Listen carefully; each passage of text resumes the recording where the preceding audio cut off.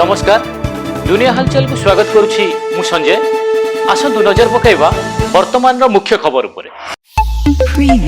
बौद्ध जिला तेलीबंध छक निकट अजणा गाड़ी धक्का दुई जनकर मृत्यु। दुर्घटना घटाइबा परे अजणा गाड़ी घटनास्थल फेरार हो जाइथिया बेले खबर पाई बौद्ध पुलिस घटनास्थल में तदंत जारी।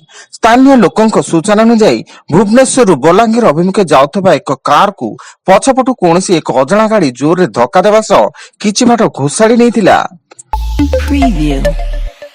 विलंबित रात्रि भुवनेश्वर यूनिटी 1 नंबर हाटर भयंकर अग्निकांड घटी 50 रु अधिक दुकान घर संपूर्ण जलीपोड़ी छारखार हो जाइथिया बेले एथिरे कोटी कोटी टंकार संपत्ति पोड़ी पाउंस हो जाइछि। बीएमसी कमिश्नर चंचल राणा हाटर स्थिति ने अनुध्यान करुछन्ति।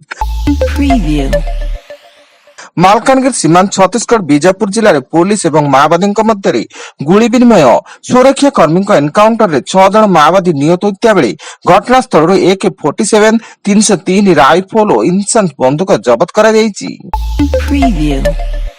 अनुगोल थाना जिला मोबाइल स्क्वाड स्थानीय हाटीशाला पड़ा एक भड़ा घर चढ़ऊ कर 28 ग्राम ओजन ब्राउन सुगर जबत करने सह दुई अभियुक्तों को अटक रखिछि एवं सेमानंक निकटरू नगद 26,03,15 टंका जबत करथिया बेले एही घटना रे किए किए संपृक्त अछंती तार अधिक तदंत पुलिस आरंभ करिछि। राज्य प्रदूषण प्रमाण पत्र PUCC को नहीं चलता घोटालार पर्दाफाश करिछि परिवहन विभाग। गाड़ी जांच न करी केवल फोटो देखि नकली सर्टिफिकेट प्रदान करथुवा अभियोग रे राज्यर विभिन्न स्थान रे परिवहन विभाग चढ़ऊ करी मामला रे ए पर्यंत 42 रु 52 टेस्टिंग सेंटर रे लाइसेंस रद्द करिछि एवं 72 जनक विरोध रे कड़ा पदक्षेप ग्रहण करिछि। कटक CDA 9 नंबर रे फाटिला गैस पाइपलाइन मेसिन द्वारा निर्माण कार्य चलतिया बेले गैस पाइपलाइन फाटिबारु बड़ अघटनरु अपके वर्तिचंती स्थानीय लोके। सूचना पाई अग्निशम बाहिनी और पाइपलाइन कंपनी पक्षरु मरामती कार्य जारी रहिछि। सुंदरगढ़ रे ट्रैक्टर चपरे शिशुपुत्र मुक्त। सुंदरगढ़ सुनारीपड़ा संजीत सिन्हा सान पुओ शुभम बापा स्कूटर रे जाउथबा बेले एक बाइक सह धक्का होई तळे पड़ी गले। हठात सेही समय पछाड़ू आसुथबा एक ट्रैक्टर तांको ऊपर चढ़ी गला। उत्तर प्रदेश सहारनपुर सार्चवार कोसी बिहार कॉलोनी रे एक बंद घर गोटे परिवार रे 5 जनकर मृतदेह उद्धार होईछि। मृतकंक मध्य जड़े वृद्धा महिला स्वामी तांको स्त्री एवं सेमानंकर 2 पिला अछंती। प्राथमिक तदंत रे मामला को आत्महत्या बोली विवेचना करा जाउता बेले मृतदेह रे गुली चिन्ह अछि।